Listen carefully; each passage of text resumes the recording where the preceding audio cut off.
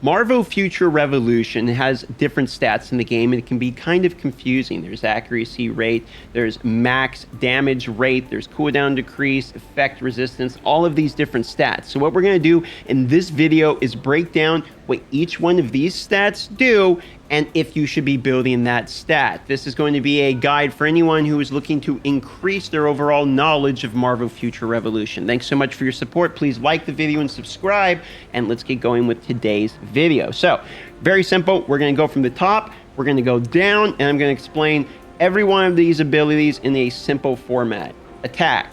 Attack is the base damage stat that is then multiplied anytime you use something like attack percentage, etc. It is also the stat which then is used in the formula to calculate things like critical rate and critical damage. It is also the stat that determines the range of damage that you're going to hit, meaning the highest range and lowest range, and we'll talk more about that when we get into max damage rate as well. Attack is weighted higher than anything else in your overall power formula, which is why when you go to specialization and you put in just 1 point of attack in the specialization tree, you're going to notice you're getting almost 2,000 power. Plus, attack is quite important level if you're looking for overall strength, as it influences every single character in the game. There are some characters that scale with other stats. For instance, Captain America does more damage based upon defense if he has the right specialty, but attack does increase everyone's overall large hit number as well as their overall DPS, meaning how much damage they're doing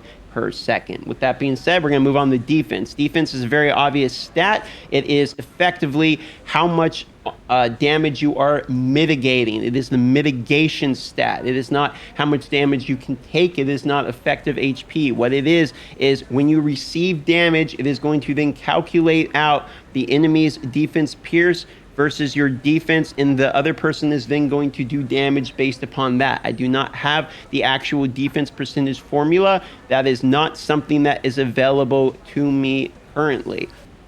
HP is pretty simple. It's the total number of health points you have that once it hits 0, you are effectively dead. When this number hits 0, it will trigger sometimes the auto revive, HP recovering, etc. passive traits that some people have in their specializations. For instance, like here, recovers HP and increases dodge rate to max upon receiving fatal damage would be one example of that type of ability. HP can be most commonly influenced by Omega cards, boots, as well as cores, and is actually really useful in places like Dimension Duel or even special operations where recovering HP is something that happens not that much, okay, especially Dimension Duel. Stamina is very obvious. Stamina is something that is your yellow bar. As some people don't understand this, but under your health points, there's a yellow bar that's effectively your stamina. Every ability in the game requires stamina to use except basic attacks, and if you have no stamina, you can't use that ability. That's why sometimes he's like, oh, out of the webs! That's because he's saying, I don't have the stamina. Or, you know, when in like Diablo, it's like, I have no power, or whatever. That is what this is, okay? It's mana. Stamina recovery is very self-explanatory. It is the rate at which you are recovering your stamina. There is a base stamina gain. I don't know what it is off the top of my head. The stamina recovery is a percentage multiplier of that base stamina gain, meaning if you have 200%, you have twice the stamina gain that you would originally. This is most influenced by boots. And there's also some Omega cards that can influence this too. Boots can row stamina recovery, as well as there's abilities that recover stamina as well. Ultimate gauge recovery. Now, this is, again, something that is going to be self-explanatory. It's how quickly you are going to be getting your ultimate available. This is something you want to focus on if you are building like a full new Stark outfit. I have a Nano Fusion new Stark outfit. I would probably, if I was working on that, I would do both the abilities, the recovery ultimate gauge. I would do the Mega cards, the recovering ultimate gauge. This is something that people that have great ultimates worry about, like Captain Marvel, for instance. Not quite as important in places like Dimension Duel because you're not really going to get your ultimate up as much.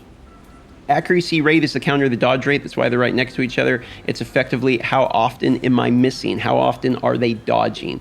Okay, accuracy rate will counter dodge rate. If somebody has high dodge rate, you're going to want the high accuracy rate for that. Okay. Critical, or I should go the dodge rate then. Dodge rate cap is 75%. There is some characters that can go beyond that. For instance, I can go beyond my increased dodge rate by 10.5% currently, which means I can go to 85.5% dodge rate, which means that people need to build accuracy rate or else I'm going to dodge basically the majority of the time. Critical rate and critical damage are self-explanatory, but effectively, I think the best ratio in terms of damage output is typically 2 to 1. So for every additional critical rate you get, try to get 2% critical damage. You can see I have more than this, but a lot of critical damage is wasted here because I'm not crit rating enough. Okay, critical damage decrease is going to be the same thing as sort of as defense. It is the percentage of damage mitigation that is going to be happening from the other person's critical damage stat. It's sort of like the relationship between defense and defense pierce is critical damage versus critical damage decrease. All right, there's defense pierce, which is what I was saying between defense and defense pierce. Defense pierce is effectively the stat that will counter the other person's defense stat. So defense pierce is very good in PvE that scales with higher and higher defense and combos well with supervillain damage. Defense pierce is good against people like Captain America in extreme late game PvP. However, defense pierce is typically in a spot that if you're going for PvP also is in the position of PvP damage decrease and increase in exclusive card stats. So typically you're not really trying to roll for this as much until we see more use of defense pierce. You really probably want a certain percentage of this so that you're not seeing diminishing returns. But as in its current state, even though I have very good defense pierce gear, I could go over at some point to walk you guys through this. I don't know it in its current state. Defense pierce is what we're building. Max damage rate is a very interesting one. It used to be called hit rate, and there was confusion between accuracy rate and hit rate. Max damage rate is found most common on cards. It is something that, how to explain it? Max damage rate is effectively there's a range of this road based upon your attack stat, and that damage range is shrunk towards the higher portion with a higher max damage rate stat. So if you go between 1 and 100, you increase your damage rate. It now goes between 50 and 100. It effectively has you row the higher portion of it a higher percentage of time. So maybe you do actually still roll the 1 in the 1 to 100, but more often you're going to roll on the higher end. So maybe that's the better way to explain it. Cooldown decrease is one of the best stats in the game. Pretty much slept on the beginning. Effectively, DPS is going to be limited by your stamina recovery and cooldown decrease, as well as obviously your other DPS stats. So having cooldown decrease is sort of a late game PvE thing where you're rotating your skills and you're not as much moving around trying to dodge and stuff for PvP. So you're going to want to build boots, as your boots have the majority of your cooldown decrease, and try to get a 3 or 4 quad row type thing on cooldown decrease on boots to really get maximum value. If you actually see here on my boots, for instance, I have 1 cooldown decrease, and I might even re-row that even though I'm okay with the rest of the stats. So moving on to total damage, one of the best stats in the game. It affects everything. So it's PvP damage, it is PvE damage, it's literally everything. It's effectively the same stat as PvP damage, the same stat as like supervillain damage or villain damage, but it affects literally everything in the game. It works in the same calculus, which I believe calculates the overall damage rate with your attack and your critical rate and critical damage, and then it takes a percentage of that off the top. Status effect and resistance and accuracy are the counter to each other for landing things like your cocoon, your shock, slowing people, stunning them, any provoking, anything that's going to require people to have a status effect landed on them is going to be your resistance versus accuracy check. Obviously, resistance being the defensive one and effect accuracy being the offensive variant of that, much like defense pierce and defense. Same thing with PvP damage and PvP damage decrease. They do directly 1-to-1 ratio counter each other. So PvP damage, if you have 20% of it, the enemy has 20% PvP damage decrease. It's like both of you have nothing, okay? Guard damage and guard damage decrease are the exact same way. If you don't know what guard damage does, it increases your overall percentage of your guard damage move, meaning it works better on things that do higher guard rates. So or guard damage. So if you have Stadium Swing that does like highest, for instance, the guard damage increase is a higher percentage on that than increasing the percentage of like a low guard break 1. Think of it like guard break has a flat linear number of guard break damage it does, like 73 compared to 12. And having a percentage of that will mean overall more. Guard damage decrease is going to overall cut off the top the number that number would then calculate onto the enemy person. Then they decrease that back down, okay? It's effectively the counter to this, but not in the exact 1-to-1 ratio the PvP damage decreases, if that makes sense. Supervillain damage.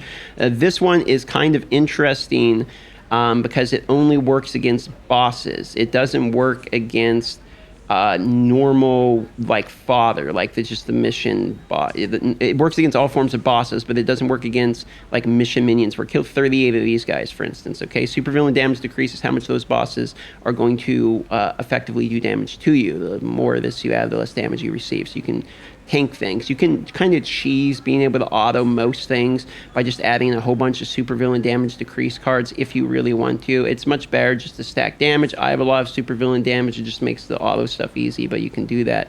Surface to air is when you're on the ground, not flying, attacking people who are. Air to surface is the flip-flop of that, okay? They're in the sky, you're on the ground. Villain damage, normal mob minions. Villain damage decrease, normal mob. I mean, this is probably the worst stat in the game right here, villain damage decrease, because if you're getting killed by the normal mobs, these type of cards here are only good for going through campaigns. So if you get villain damage decrease, it can be good for going through a campaign. It's kind of a bummer because there's actually special cards in the game that have villain damage as their bonus. I don't really like the way this stat works. I wish that villain damage double dipped and also did additional damage to supervillains as well, because then it would be like, it would have more sense, and the supervillain damage rolled higher, but this one was like the total damage villain, for instance, would make more sense to me. But anyway, that's how the stats work. If you're trying to roll DPS, you want to worry about attack, crit rate, crit damage, okay? Try to get your critical rate plus bonus as much as you possibly can. Critical damage, same deal. I try to do a 2-to-1 ratio if possible. If you're someone like Spider-Man, you're looking to build dodge rate. If you're in PvP doing dimensions, doing stuff, you have to have a certain amount of accuracy or you're never going to hit the Spider-Man. Okay, ultimate gauge recovery is mostly a PvE thing, but you're going to be using that as your Captain Marvel in PvP. Stamina recovery is mostly a late game PvE DPS rotation, and then you have your basic stats, okay? That's really the breakdown of it. If this breakdown helped you at all, or was it a fun video that you enjoyed, or maybe I answered the question you were looking for, you just want to reward me for my time, consider liking and subscribing. We're closing in on 21,000 subscribers. Please help me on my goal to there. Thank you very much. And in the bottom, there's going to be a pinned Discord you can join, which is my Marvel Discord. Almost 5,000 members in that Discord, and we give you all the updates. We translate stuff from Korean, and we do everything we can to try to like give you guys the updates as soon as we can find them. So love you all. Thanks for watching. See you on the next video.